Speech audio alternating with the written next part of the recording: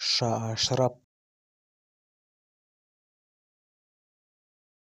تر شاه محمود وروسته په ایران کې د هغه د کاکا زوی شاه اشرف پر تخت کښېناست.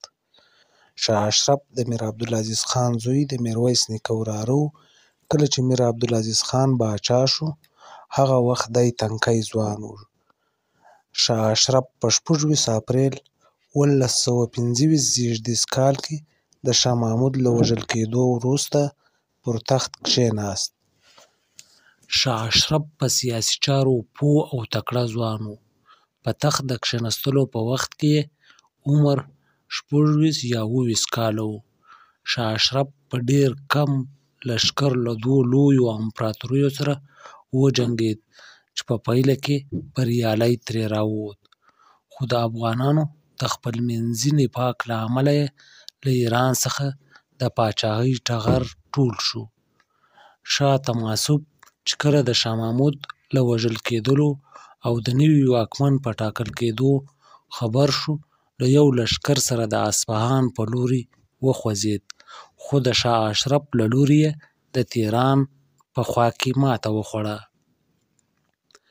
په ۱۶۶۶ زېږدیز کال د جون په میاشت کې د عثماني ترک له لوري شاه اشرف ته خبر راغی چې یا خو شاه حسین خوښی او د پاچا په توګه یې ومني او یا هم جګړې ته چمتو شي. شاه اشرف یې په ځواب کې 3 سرونه ور واستول او پیغام یې ور ولېږه: زه چې هر ډول لازم وبولم له هغه رعایت سره همغسې کوم، د پردیو مداخلې ته اړتیا نه لرم. احمد پاچا یو 200 زریز لښکر د ایران په لوري واستاوه. له دې ځایه یې شاه اشرف له 40,000 لښکر سره ور وخوځېد. په 8 نومبر ۱۶۶۶ زېږدیز کال جګړه وشوه.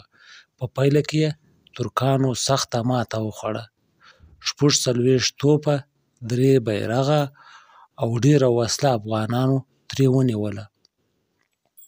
خو افغانانو له دې سره سره غوښتل له ترکانو سره ښې اړیکې ولري، ځکه ترکان مسلمانان او سني مذهبه وو. د هغوی په خلافت کې عربستان او ډېر اسلامي ممالک راتلل. له همدې امله شاه اشرف 3 لیکونه ترکیې ته، یو عثماني خلیفه احمد پاچا ته، دوهم اعتماد الدوله ته او درېیم د ترکیې لوی مفتي عبدالله ته ولېږل، چې په پایله کې خبر د افغانانو او ترکانو په دوستۍ تمامه شوه. شاه اشرف له یوې امپراتورۍ څخه بېغمه شو، خو دویمه امپراتوري اوس هم ورته غوړېده. دا امپراتور دوهم پیټر د روسیې مشر و.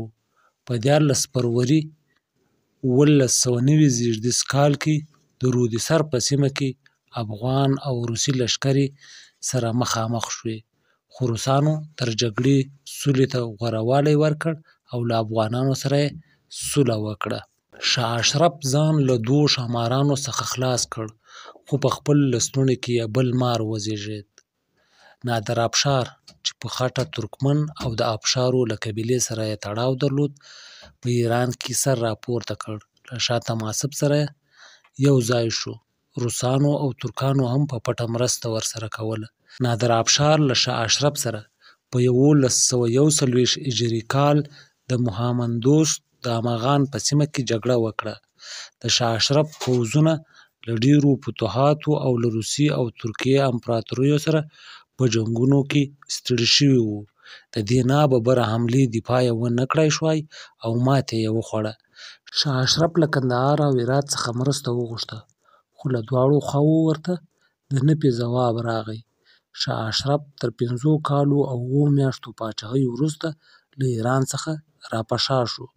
د هلمند غاړي ګرمسیر د ملخان کلا ته راغی. له هغه ځایه زردکو ته ولاړی. هلته د عبدالله خان بلوڅ زوی ابراهیم له لوري په 1142 هجري کال ووژل شو.